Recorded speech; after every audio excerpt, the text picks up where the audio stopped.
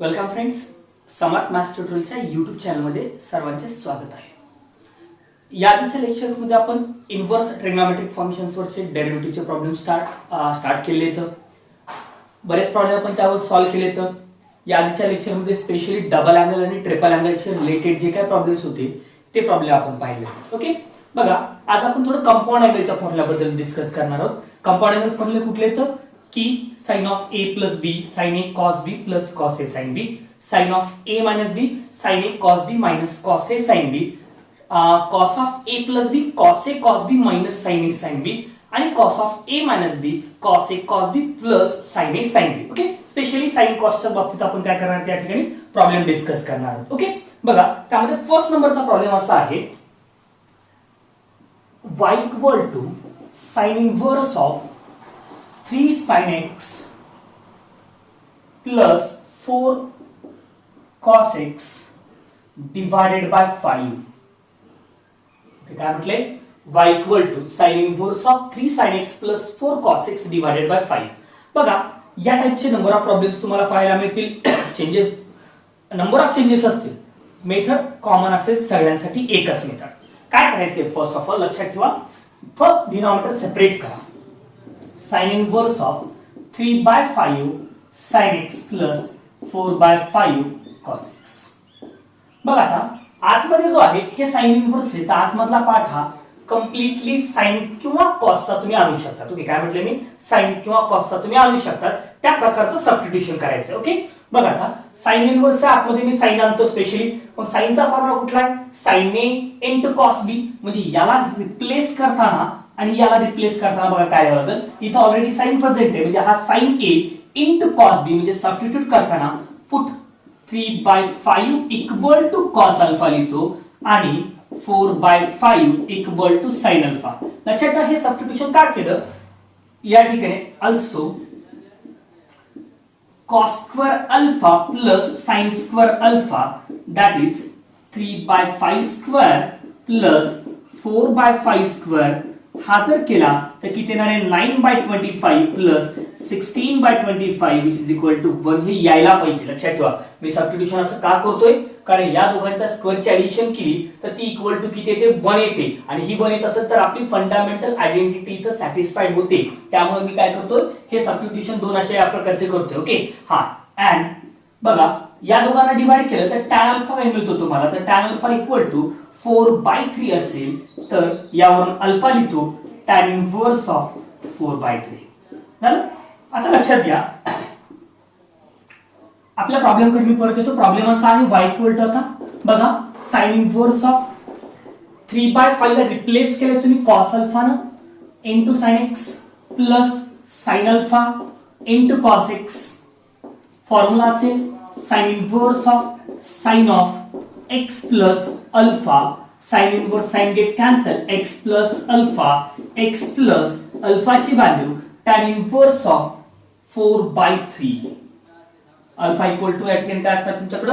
tan inverse of 4/3. आणि आता differentiate करा विथ रिस्पेक्ट टू x, तर dy by dx equal to d by dx of x plus tan inverse of 4/3. x चा derivative 1, tan inverse 4/3 चा derivative 0, कारण constant आहे म्हणून final answer किती असेल तुमच्याकडे? 1 असेल. आलं लक्षात? या ठिकाणी काय केलं आपण? या ठिकाणी सिंपल होतं, फक्त या ठिकाणी काय आहे की कंपाऊंड अँगल फॉर्म्युलाचा या ठिकाणी वापर केला. मधल्या ऍडजस्टमेंट इम्पॉर्टंट आहे. आपण ऍडजस्टमेंट फक्त कंपाऊंड अँगल फॉर्म्युला सारख्याच करतो, हे लक्षात ठेवा. त्यानुसार आपण काय करतो? प्रॉब्लेम सॉल्व्ह करतो. Okay,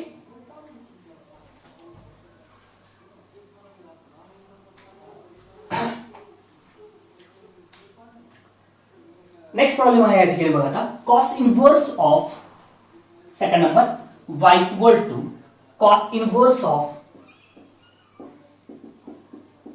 √3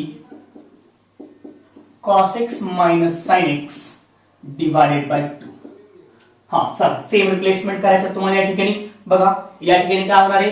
cos inverse of √3/2 cos x minus 1/2 sin x.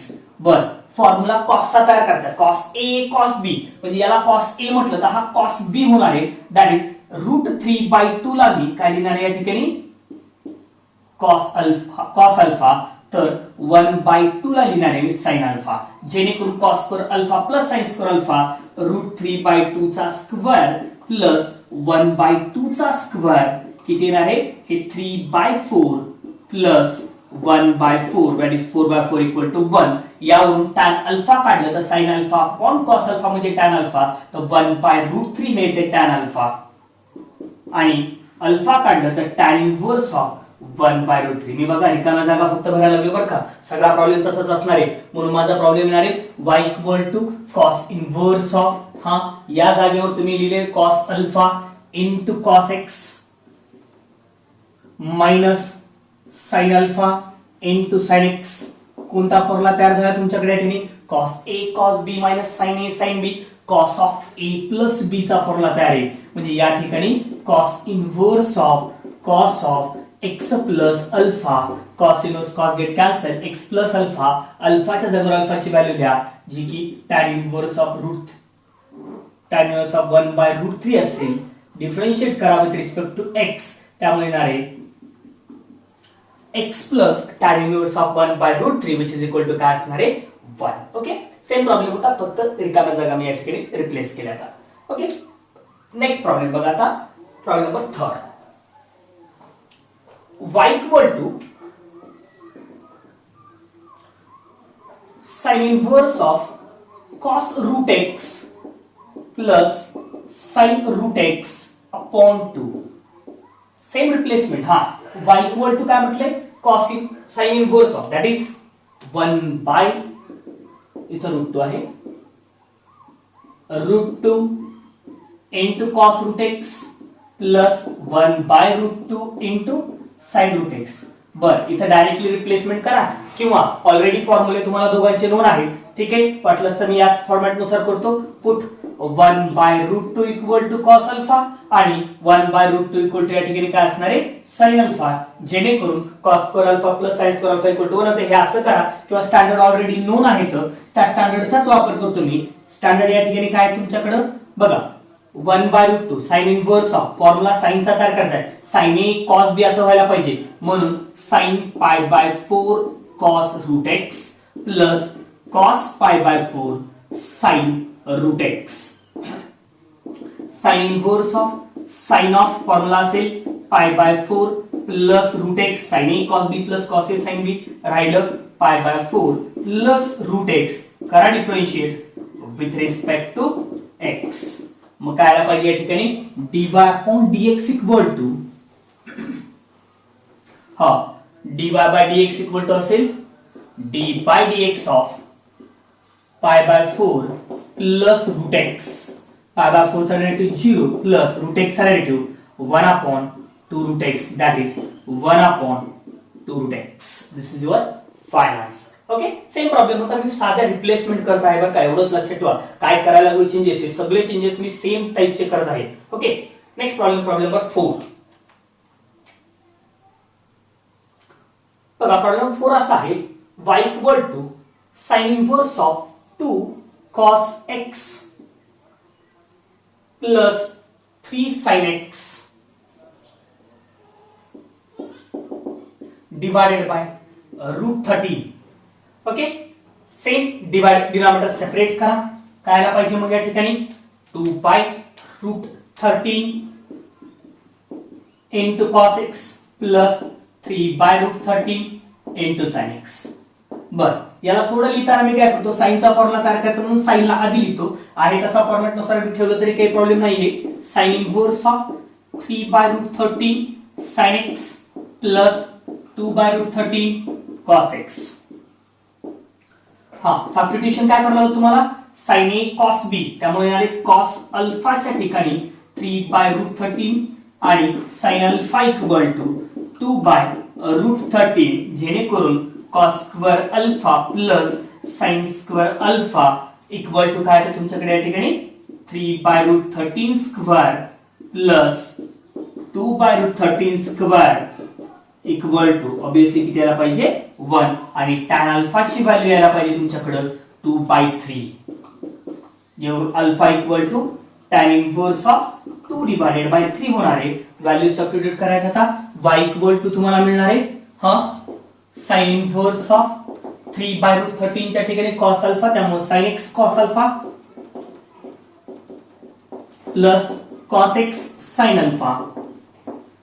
Therefore, sin inverse of sin of x plus alpha, sin inverse sin cancel, x plus alpha, x plus अल्फाच्या जागेवर tan inverse of 2 divided by 3 differentiate with respect to x, dy by dx equal to d by dx of x plus tan inverse of 2 by 3. Answer असेल 1 plus 0 which is equal to 1, कारण x चा relative 1, tan 2 by 3 constant आहे, त्याचा relative किती असणार आहे 0. Okay, हा झाला प्रॉब्लेम नंबर तुमचा 4. नेक्स्ट आहे प्रॉब्लेम नंबर 5.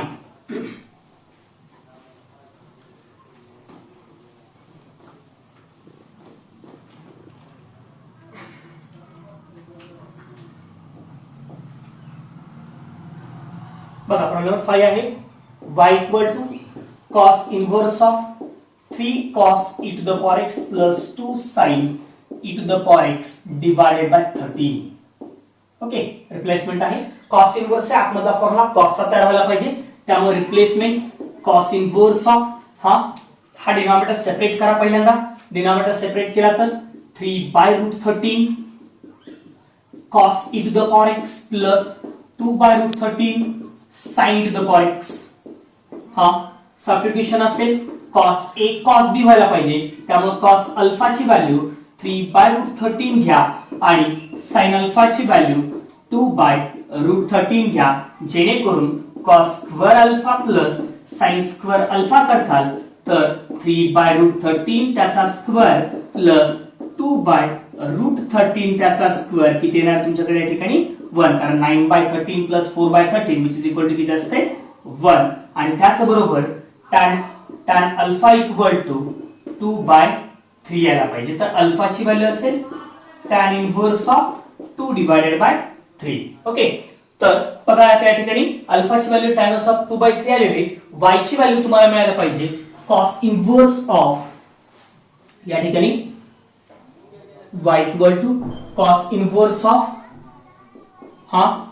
बघा 3/√13 ला cos अल्फा लिहा into cos e to the power x plus 2/√13 ला sin alpha sin e to the power x. Format आहे cos a याला कन्सिडर करतो into cos b plus sin a into sin b, जो की cos of a minus b चा formula आहे, that is cos of e to the power x minus alpha e to the power x minus alpha. Differentiate वाटलंस तर अल्फाला आधी value substitute करा, e to the power x minus tan inverse of 2/3 differentiate with respect to x, तर dy upon dx equal to d by dx of e to the power x minus tan inverse of 2/3 e to the power x आणि e to the power x च असणार आहे, tan inverse of 2/3 चा value किती असणार आहे 0, म्हणजे answer असेल e to the power x. This is your final answer. लक्षात या ठिकाणी हाच प्रॉब्लेम सेम होता तुमच्याकडे, जे आतापर्यंत आपण रिप्लेसमेंट केल्या त्याचप्रमाणे असते. ओके, हे काही प्रॉब्लेम्स आहेत जे की आज आपण 5 प्रॉब्लेम सॉल्व्ह केले. तर फक्त कंपाऊंड अँगलचा विचार करा, प्रत्येक प्रॉब्लेम जो आहे त्याच पद्धतीचा असेल. पहिल्या प्रॉब्लेम मध्ये 3/5 4/5 डिनॉमिनेटर सेपरेट करा, साइन इनव्हर्स आहे आतमध्ये साइनचा फॉर्म्युला ऑब्टेन करा, cos कोसेक इनव्हर्स हिंट दिलेली आहे, cosec inverse of 1/x equal to काय असतो sin x, म्हणजे याला sin inverse of 6 sin e to the power x minus 8 cos 2 to the power x divided bye काय होईल 10, त्यानुसार कॅल्क्युलेशन करतात. इथं √3/2 1/2 स्टँडर्ड मध्ये जे तो √3/2 cos ची व्हॅल्यू किंवा sin ची व्हॅल्यू जी असेल त्यानुसार ऍडजस्टमेंट करतात. इथं 3/5 4/5 करा, ऍडजस्टमेंट करून टाका, त्यांचा स्क्वेअर ऍड केला तर 1 येतो. इथं 1/√2 स्टँडर्ड मध्येच आहे, π/4 असतात, cos π/4 sin π/4. इथं 4/√41 आणि 5/√41 करा आणि फॉर्म्युला साइनचा किंवा कॉसचा दोन्हीपैकी कुठलाही जातो त्या ठिकाणी, त्यानुसार काय करता तुम्ही चेंजेस करता. हे असतील तुमच्याकडे आजच्या लेक्चर्सचे हे होमवर्क प्रॉब्लेम. ओके.